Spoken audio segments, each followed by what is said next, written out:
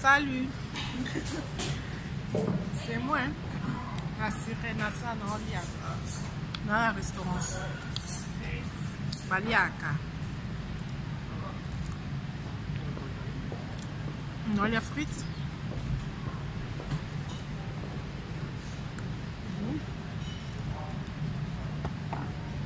Non, non.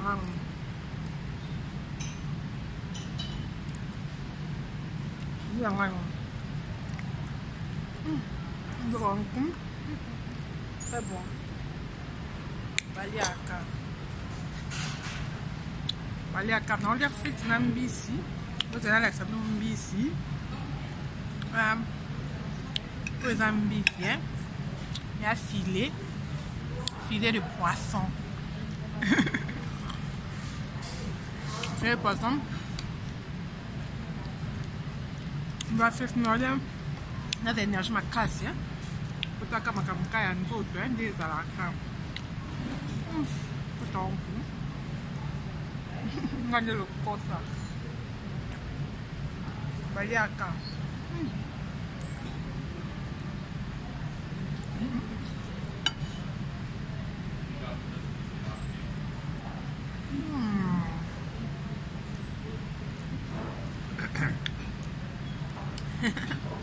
Baliaka goût com. C'est que juste pour appeler ça une beauté. Non, d'amener dans la kitoko.